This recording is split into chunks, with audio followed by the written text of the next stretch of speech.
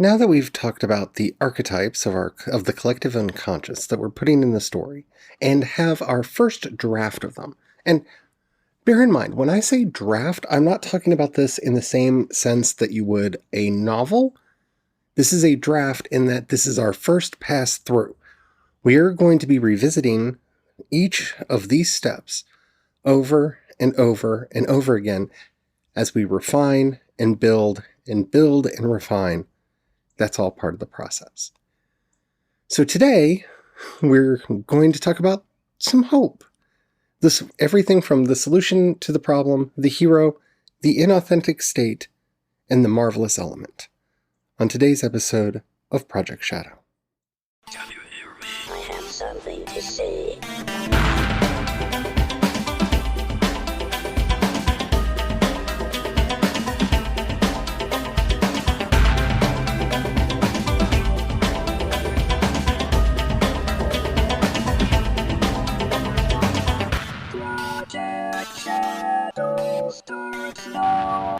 Hello everyone, how are you doing today? My name is Charlie. You might know me better as sci-fi fantasy writer C.E. Dorset, and I hope everyone out there is doing well, staying sane, staying safe.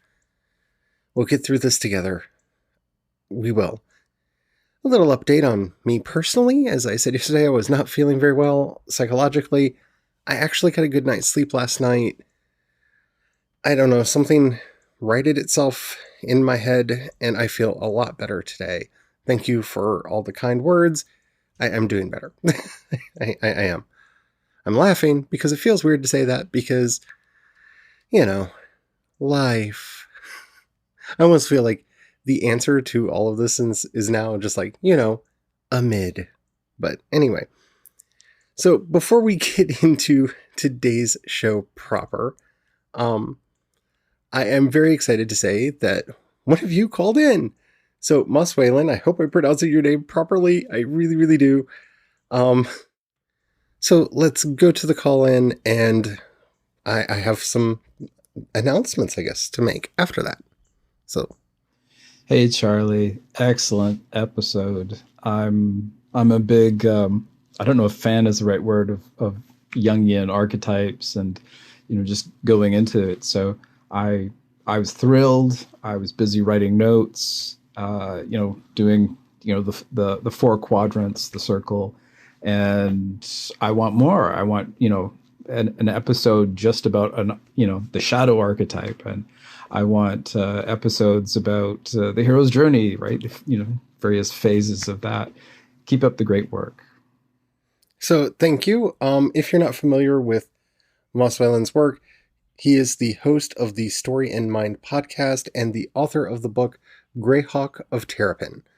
And yeah, I actually do have plans to do this. Right now, we're going through right now, I'm considering the 101 course on world building, which is in so many ways the hardest part, and that's coming up with the big grand idea. And when we're done with this, I'm going to start what I'm calling in my own mind at least the 201 kind of deeper dive. And in there, we're going to go through the hero's journey. We're going to go through each of the archetypes, and we're going to really dig into how to enculturate all of the elements that we've come up with so far into a vibrant and living world. So I'm really excited that you're excited about this. Yeah, I love talking about all of this stuff. I love Joseph Campbell and his work. It really got me going. And I love the work of Carl Jung. I think it's very helpful for us as creatives. And yeah, I'm going to be talking about all of that not too far away, actually. So stay tuned. That is coming. Alrighty. So let us continue on our epic quest for the big picture in our world building, because the main thing that we're doing right now, if you've been paying attention, and if you haven't, if this is your first episode, I have created a playlist on Spotify with all these episodes, or you can just go back in the feed and see all of them.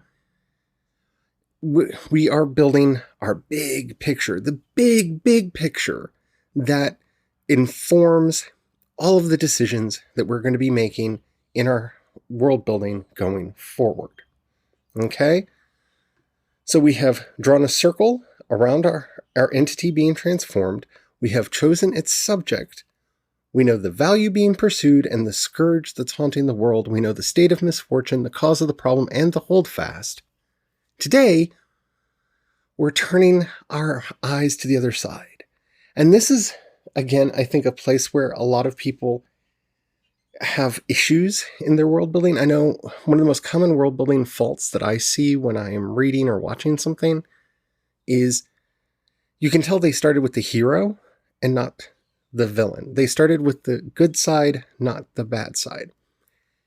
And I'm not saying that it's impossible to do a good story that way, but your heroes will only live up to the level of villainy that they have to overcome.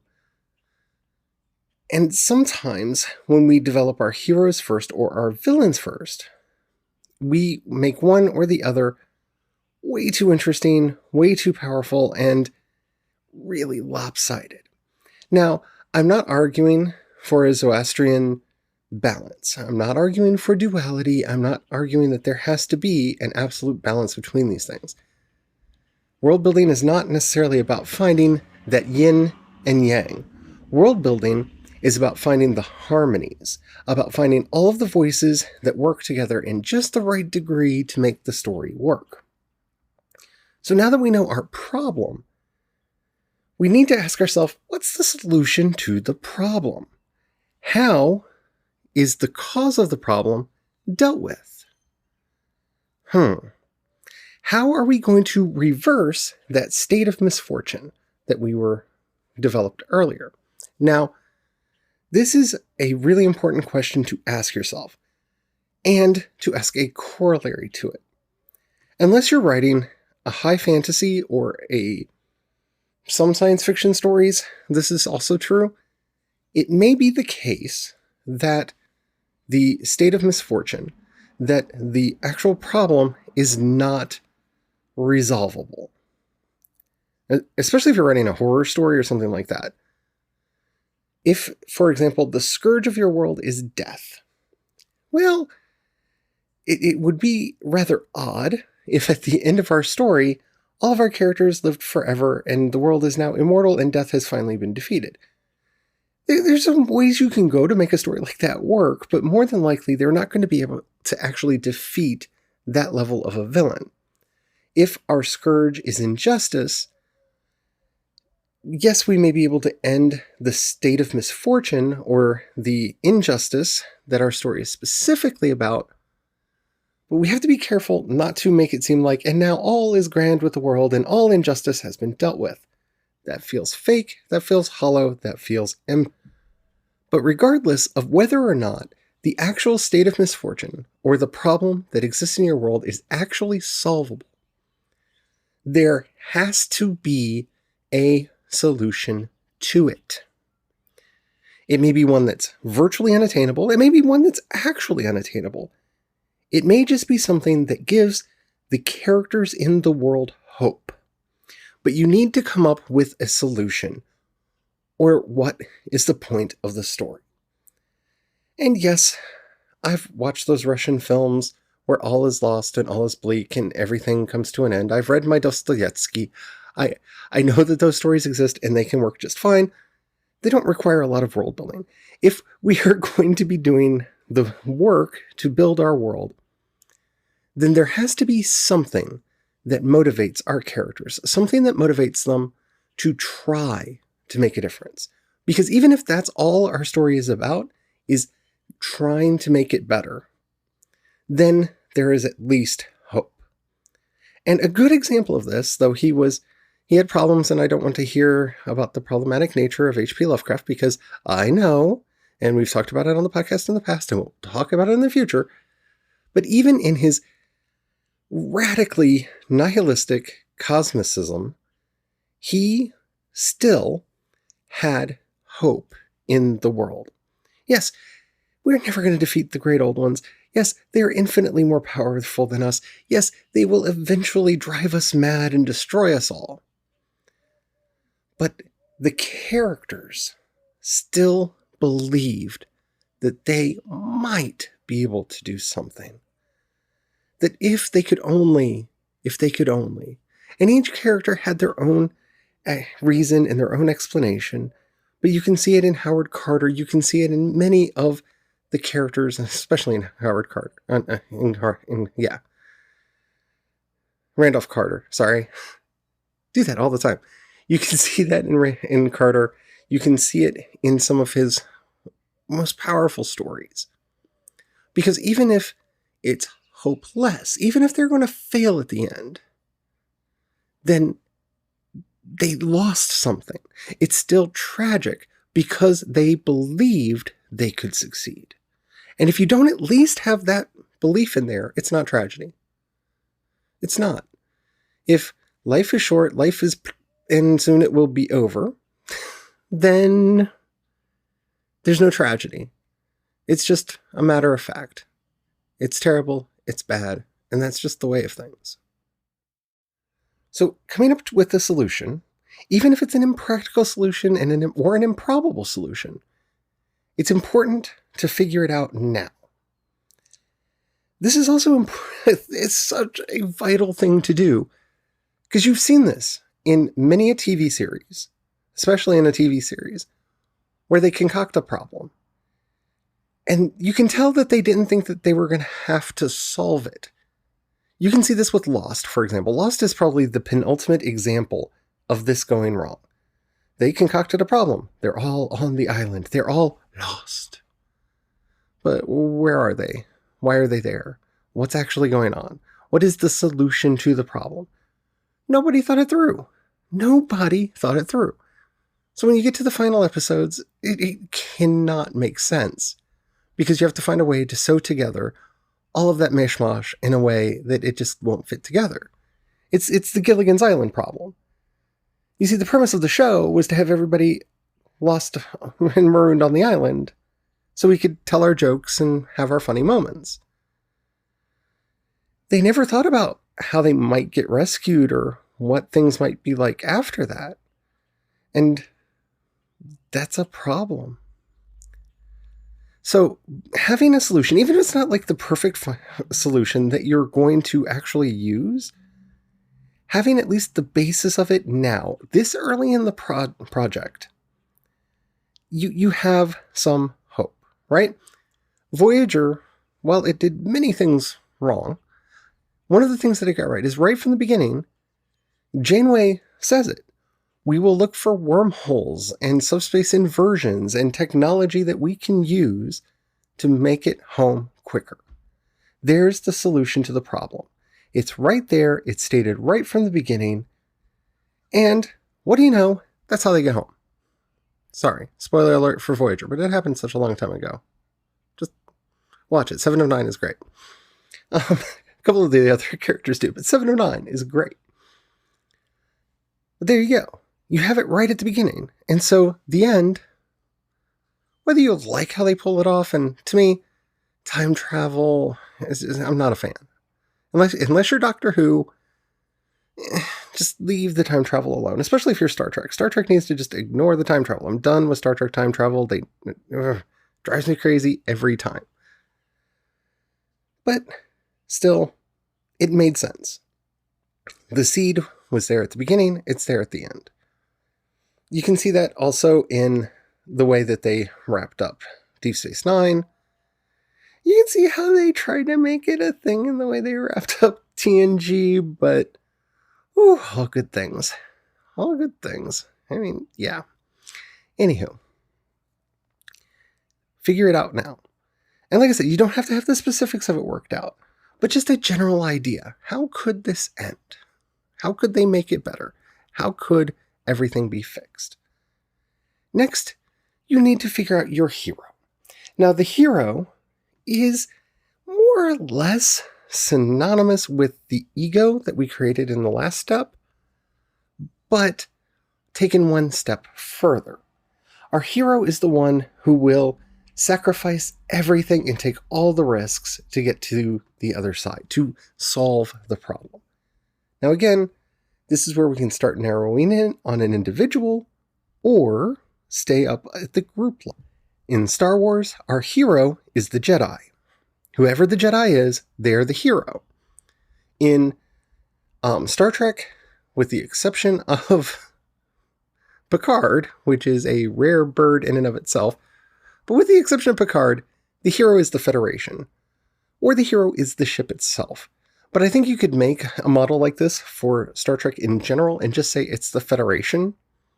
And then when we do our story focus later, plug in the ship in question in that circle. That's our hero. Who is going to be doing the sacrificing? Who is going to be getting there?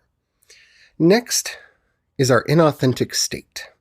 Now, the inauthentic state is the state that our hero finds themselves in at the beginning of the story. This is either because they are incomplete, their life has become stagnant, maybe they're not fully aware of the problem. Many stories start off with our heroes not even realizing that they are existing in a state of misfortune. That they've lived this way their entire lives and just accepted it as normal and didn't realize that there was another way. Now, don't confuse your inauthentic state for your state of misfortune. They're not generally necessarily even related to each other. To go back to Star Wars, for an example, as we've been doing a lot, Luke Skywalker's inauthentic state is that he lives on a farm out in the middle of nowhere, on a moisture farm out in the middle of nowhere. He wants to get away. He doesn't really understand what's going on in the Empire. And in fact, if you actually pay attention to A New Hope, he's planning to join the Empire. He's wanting to go to the Academy. That's the Academy, the Imperial Flight Academy. That's where he was intending on going. He doesn't understand. He's living in this inauthentic state. He doesn't understand that he has access to the Force. He doesn't understand that the Force exists. He doesn't know that his father was Anakin Skywalker, this great general in the Clone Wars, this Jedi of legendary status. He doesn't know any of that. And all of that together makes his inauthentic state. Aang in Avatar: The Last Airbender, one of the best shows ever. If you have not seen it, watch it. It ticks all these boxes so well. Aang starts the series in an inauthentic state, in that he blames himself for what the Fire Nation did. Because he freaked out, because he didn't want to be the Avatar, because he freaked out and ran, he blamed himself for everything. It was all his fault. And since he ran and he didn't finish his training, he was not ready to take on the Fire Nation. He was not ready to be the Avatar, especially now that the world desperately needed him. And so much of what we watch in that series is him dealing with either his own inauthentic state to become the Avatar that he needs to be, which he doesn't do until he meets the Dragon Turtle, or dealing with this state of misfortune as best as he can with the powers available to him. And our episodes alternate back and forth between dealing with his authentic state or the state of misfortune of the world. Back and forth, back and forth, back and forth. And that makes for the story, and that makes for the drama, and that makes for the characters to come alive. So don't just let yourself cop out here. Like a lot of... Remember when everything was a copy of the Hunger Games? See, her inauthentic state was that she didn't think highly... Katniss didn't think highly of herself. She didn't recognize what a good hunter she was and what a good leader she was and all of these great qualities that she had. That was her inauthentic state. Her state of misfortune was that she lived in Pan Am and everything was terrible and they were being controlled by this nasty elite that made them sacrifice people through the Hunger Games. That's the state of misfortune. Her personal inauthentic state, she couldn't see what good she had in her life because everything was bad. Everything was horrible and she knew it. And her mother wasn't able to help out and everything was on her shoulders. And she just felt that burden so much she couldn't see what she was capable of doing. And that was her inauthentic state. Think about all of those clones that came out. The inauthentic state of that they assigned to their heroes was the same one that existed in the world.